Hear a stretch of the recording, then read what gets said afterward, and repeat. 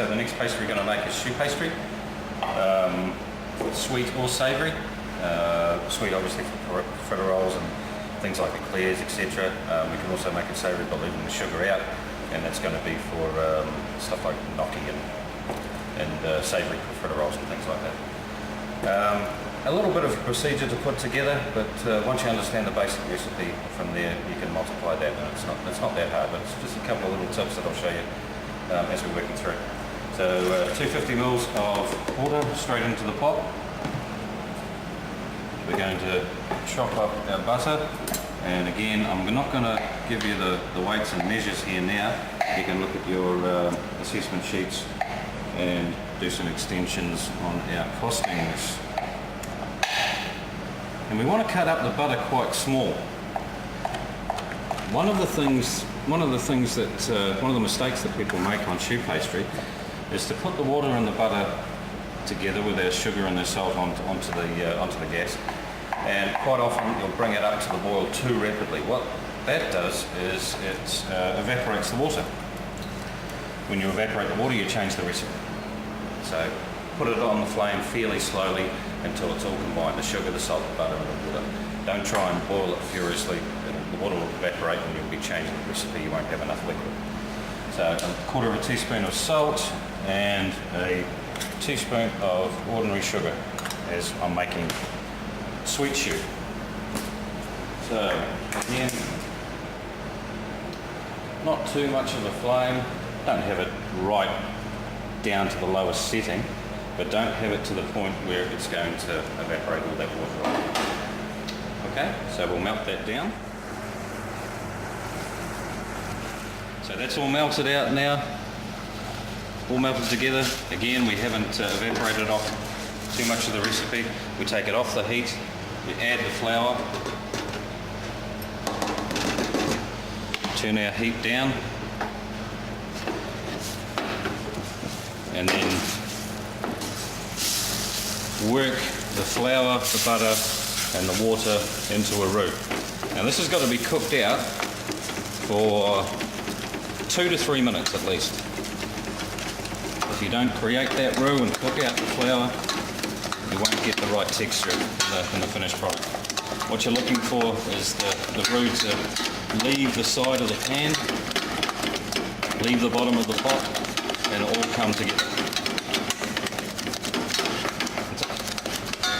Whip up the eggs just with half a teaspoon of water.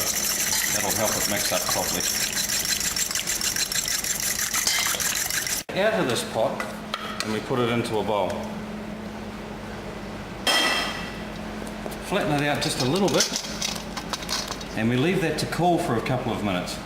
If we put the eggs onto that mix now, the egg's going to cook and it's not going to give any lift at all. The only way you can fix that is to add more egg. That changes the recipe again. You won't get the finished product that you want.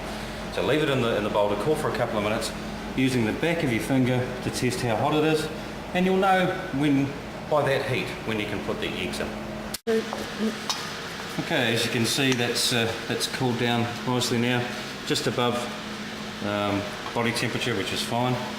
Now what we're going to do is add the egg, a quarter of it at a time, and we're going to beat that egg into it. It's a bit of a process, needs a bit of elbow grease, but don't give up on it, it will incorporate eventually. So we add about a quarter of the egg, and we keep moving it around until all that egg is beaten in. Don't try and use a whisk for this process, it doesn't work, it just gets clogged up. Use a wooden spoon. As you can see, the egg is being taken up by the choux paste. We're not seeing any little flecks of white in the pastry either, which is good. That means it hasn't overheated. A little bit more egg. Keep on beating it until the egg is absorbed by the paste. Okay, as you can see, that second lot's just coming together now. And what we're aiming for is a nice teardrop consistency. So when we lift the paste up, it's going to fall nicely off the wooden spoon in a teardrop. Keep on adding the egg. It's our third lot. Keep working it in. Combining up And if you lift that choux pastry up, you can see it's starting to fall now. We still have a little bit more egg to put in. So this has absorbed all the egg. It's 4 eggs. And if we lift that up, you can see it. Nice teardrop falling off the wooden spoon. That's exactly the texture it should be. We're going to pop this choux paste into a piping bag now, and we're going to pipe it out into clears into the oven at 220, and that'll be one of our coffee shop desserts today. That choux pastry is nice and shiny. I've got it to that dropping consistency exactly where I want it.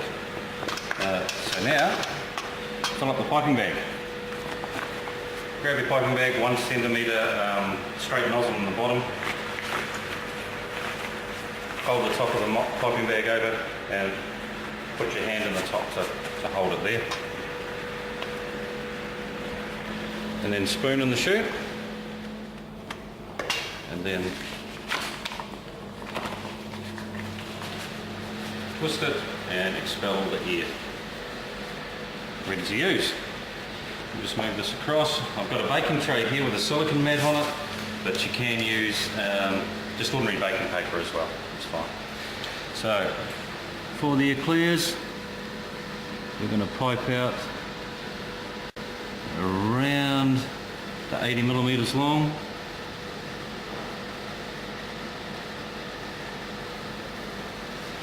And leaving a little gap in between them. And remember, these will swell to about 3 times the size. And little eclair, I'll do another sheet in a minute. Lightly wet your finger and push down that tail. So they're all the same size. And then straight into a 220 degree oven for around the 15-20 minutes, and we should have beautiful eclairs come out at the end.